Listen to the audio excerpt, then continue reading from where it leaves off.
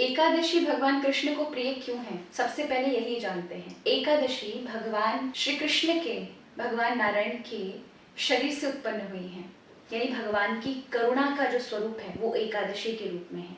कथा दो प्रकार से शास्त्रों में मिलती है।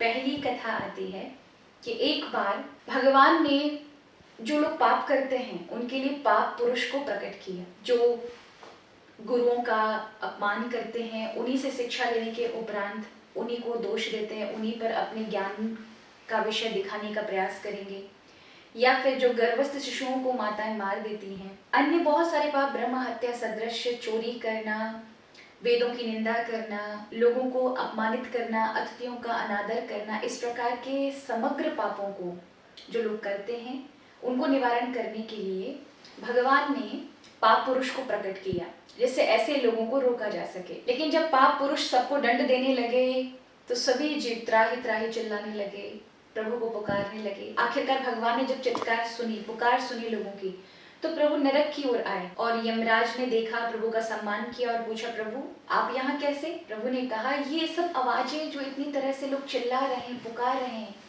ये किस यातना को आप दे रहे हैं इन सबको?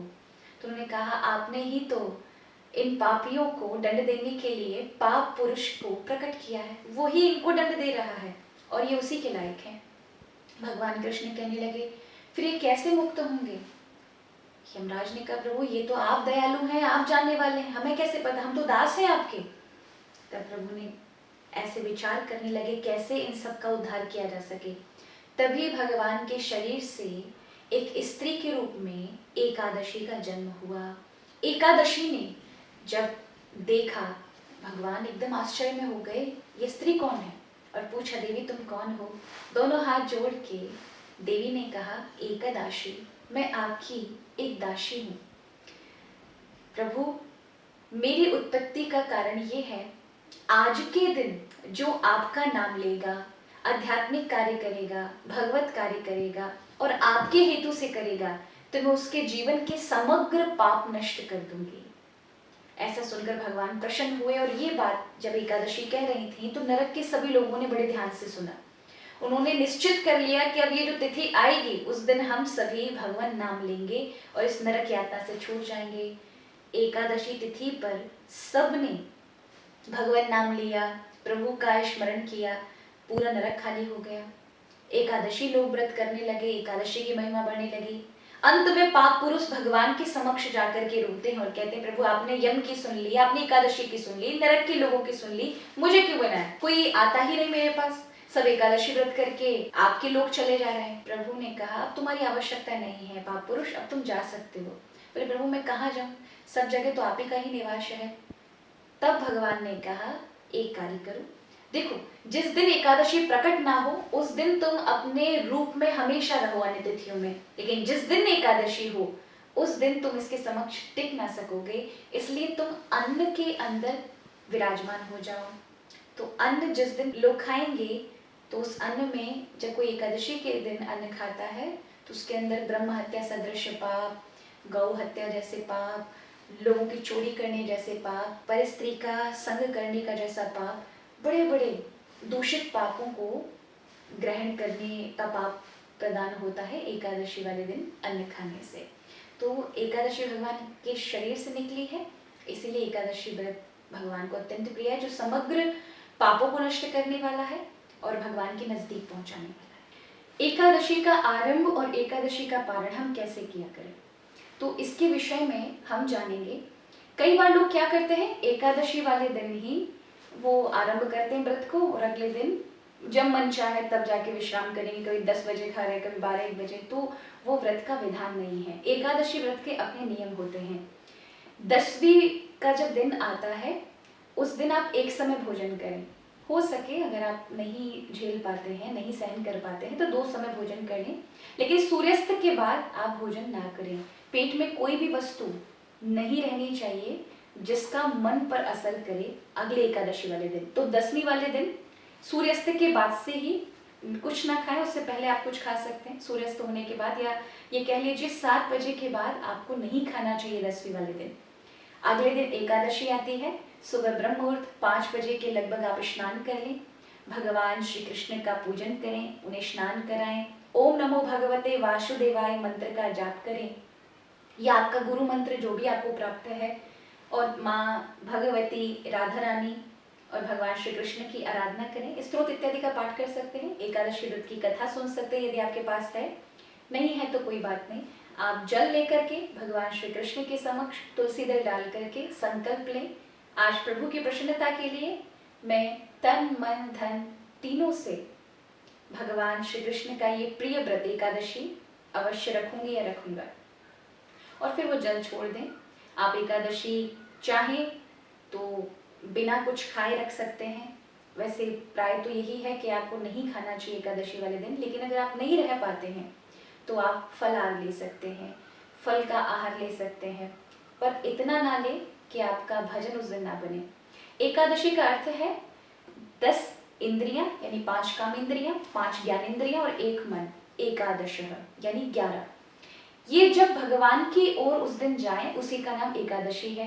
लेकिन प्राय हम देखते हैं एकादशी वाले दिन हम कुट्टू की पकौड़ी, साबूदाने की खिचड़ी, न जाने क्या क्या खाते हैं, और हमारा मन भगवान की ओर न जाके संसार की ओर जा रहा होता है। तो केवल और केवल शरीर से किया हुआ व्रत एकादशी नहीं माना जाता। एकादशी का व्रत है कि आप मन से भी जुड़े हैं कि नहीं, तभी आपकी तपस्या मानी जाएगी। क्योंकि व्रतों को तप का महत्व दिया गया है। कायिक, वाचिक, मानसिक, ये 3 प्रकार के तप होते हैं। कायिक यानी शरीर से किया हुआ तप व्रत होता है, तो जब आप एकादशी व्रत करते हैं तो आप तप कर रहे हैं।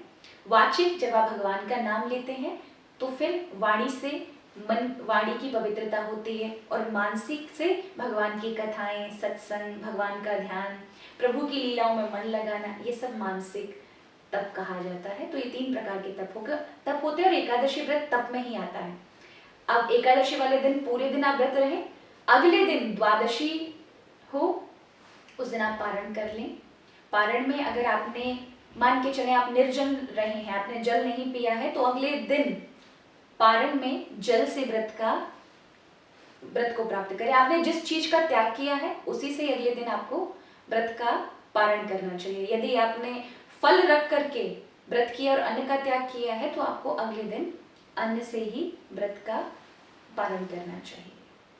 कई बार लोग एकादशी व्रत करते हैं लेकिन बड़ी शंका में रहते हैं, क्योंकि कभी कभी 2 एकादशी दर्शाई जाती है पांचांग में या फिर कैलेंडर में, तो लोगों को लगता है कौन सी वाली एकादशी रखें।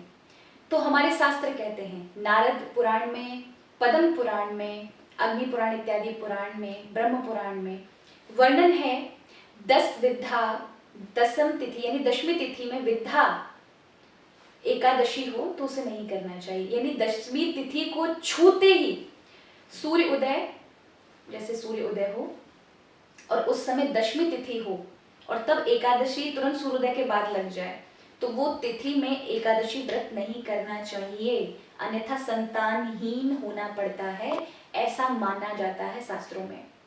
फिर आपको द्वादशी छूती हुई एकादशी का व्रत करना चाहिए, यानी 24 मिनट पहले सूर्योदय से या 48 मिनट पहले अगर एकादशी है सूर्योदय से पहले और फिर द्वादशी है तो फिर आपको महाद्वादशी का ही व्रत करना चाहिए। इसी को हमारे यहाँ वैष्णव में एकादशी कहा जाता है। जब 2 एकादशी पड़ती हैं तो द्वादशी वाली एकादशी को ही करना चाहिए। तो फिर कई बार 30 स्पर्शा नाम की एकादशी भी पड़ जाती है, जिसमें एकादशी तिथि कुछ समय के लिए होती है, उसके बाद द्वादशी होती है और उसके उपरांत त्रयोदशी को छूती है। तो इस प्रकार से 3 तिथियों का स्पर्श उसे प्राप्त होता है। उस एकादशी को करने से 1000 एकादशियों का फल उस एक एकादशी को करने से प्राप्त हो जाता है। तो बड़े भाग्य की बात है। एकादशियों की भी कई प्रकार की विशेषताएं हैं। जया एकादशी है, पक्षवर्धनी एकादशी है, तो अनंत प्रकार की एकादशियां हैं। लेकिन मैं कहूंगी कि जब ऐसी समस्या आपके सामने उठ जाए तो फिर 10वीं तिथि वाली एकादशी, 10वीं तिथि को छू रही हो ऐसी एकादशी को ना करें। अपितु एकादशी भले ही थोड़े समय की हो लेकिन वो द्वादशी को स्पर्श कर रही है तो हमेशा द्वादशी वाली ही एकादशी को करना चाहिए। तो इस कंफ्यूजन में भी शंका का समाधान होना चाहिए। कई लोग इसमें बड़ी शंका में रहते हैं। एकादशी का जो स्वरूप है वो भगवान कृष्ण की करुणा का स्वरूप है।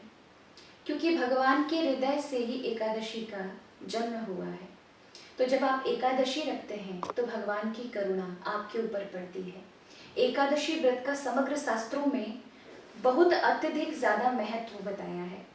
सभी व्रतों में से हरिवासर, माधव उपवास, एकादशी, ग्यारस इत्यादि नामों से जाना जाता है। भगवान श्री कृष्ण के निकट पहुंचाने का कार्य, भगवान की प्रसन्नता प्रदान करने का कार्य, उस दिन किया हुआ प्रत्येक कार्य भगवान कृष्ण को आपके समीप लाकर रखता है।